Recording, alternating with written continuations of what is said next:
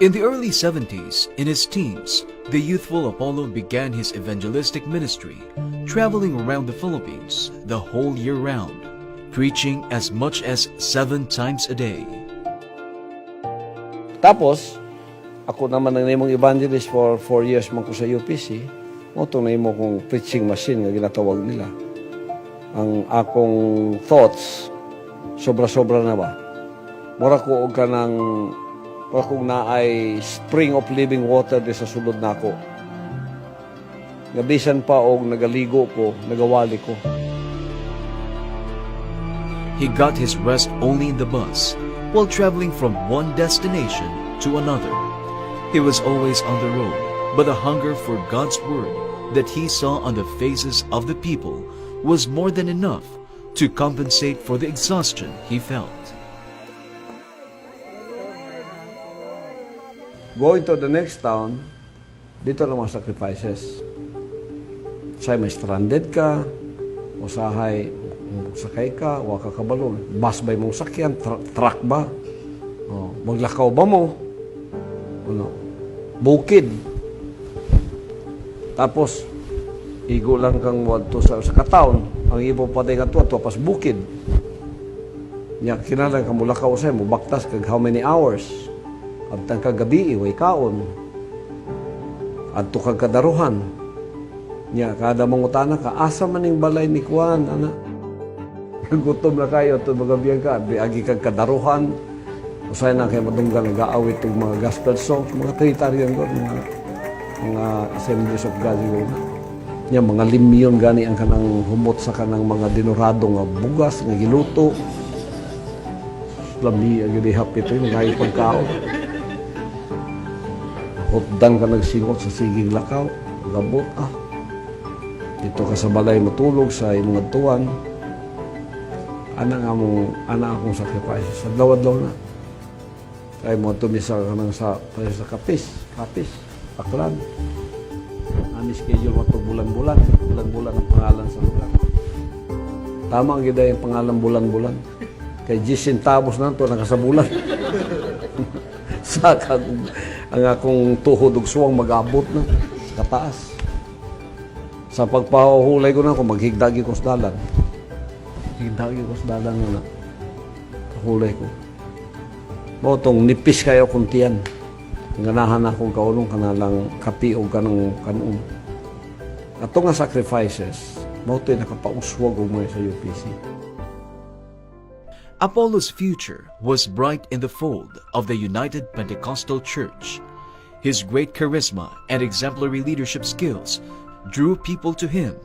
In 1973, he was chosen as the only Filipino representative of the International Youth Corps and was sent to South Korea. The presence of God was so strong. All of us were on the floor, crying, bawling like little babies. I was one of them. Until I heard a voice. I heard it in my adopted dialect, said, I will use you. When I heard that voice, something happened to me in my heart. My heart was squished like a lemon. It melted, and the tears just came out of my eyes like a river flowing, unintentionally. That is when you hear the voice of God. That is how you feel. I had schedules of meetings around the Philippines. I was in this eastern island of Palawan. So I was there, 4 o'clock in the morning. I was alone in the airport. I heard that voice again. Now, not once, but 3 times. I will use you. Gamiton taka. Gamiton taka. 3 times. And the same thing happened in my heart. When back in the Philippines, the International Youth Corps visited the country, and as the National Youth President, Pastor Apollo became their coordinator for crusades. His qualities endeared them to him, and before they left, they gave him a Honda 175cc motorbike as a gift, which he was very proud of. But God worked closer to his mighty plan. In the same year, a stranger came to visit him at the Pentecostal mission in Villamor. He introduced himself as Major Sanchez, a Kapampangan man. He told Apollo that he could have more than a motorbike if he would do as he said. God has a plan for you, he said. He invited Apollo to visit him at the Imperial Hotel in Davao City because God had a message for him. Ako, sino kong muni-muni, ana? Sa magkaning mensahe niya sa ako.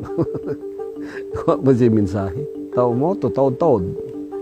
Nakakita na kong vision. First time ko nakita inatong klase nga vision. Di ba, first time ko nakadungong tingog, Korea. Kato, first time ko kitag vision nga inatong yun kaklaro. Sige pa kang tanong sa ceiling, ana. Tapos nausab na inoon.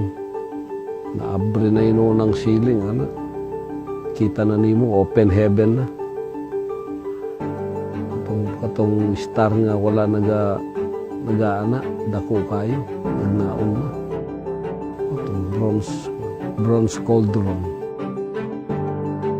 Ang meaning dahil sa bronze is judgment po. Is judgment na ang kinabuhi dahil sa anak. Oto itong sa baba sa cauldron is strive to rhyme for unity. Ang pikas mo to ang secret na mo.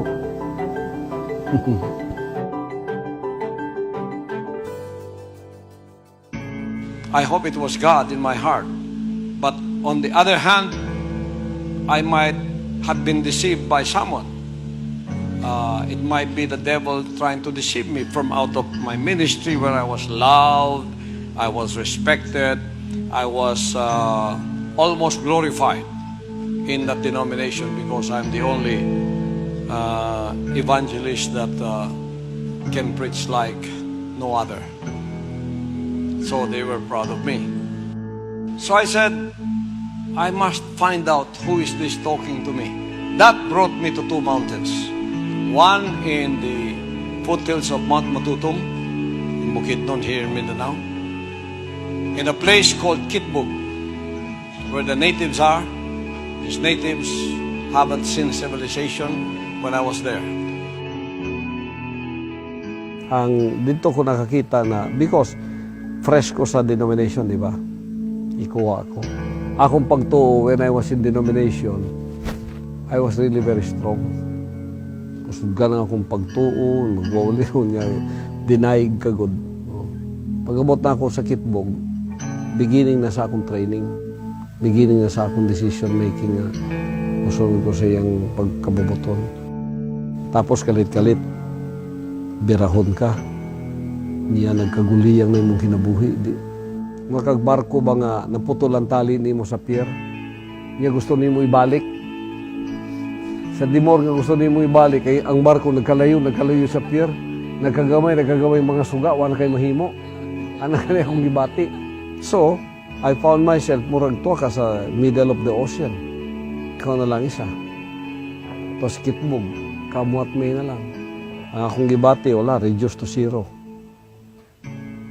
Hilak niyo ko dito, lisod man.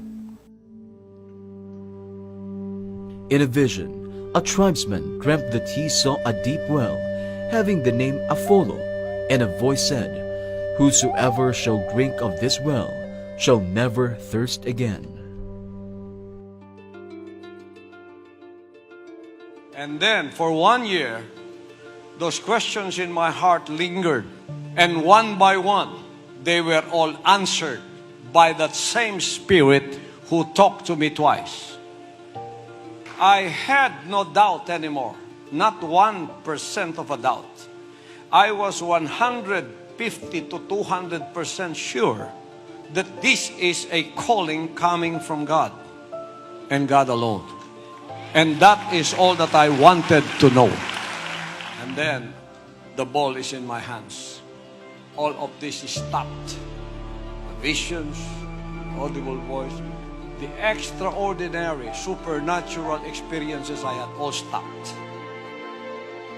After 2 weeks, I came to the decision that eternity weighs so much than this physical life and what it can offer to me. So, without hesitation, I decided once and for all. I said, Father, I will follow your will, no matter what. I know I had to pay the price. I know I had to walk in an uncertain future. I know I don't know what lies ahead of me. I know that I will be in a place where the waters are not tested. I know I will be leaving behind and will be burning my bridges behind where I cannot turn back anymore. I know all of that. And I waited and I decided, once and for all, I said to myself, eternity is beckoning me. And this is only once in a lifetime offer coming from the one who created all of us. I will not miss it for my life.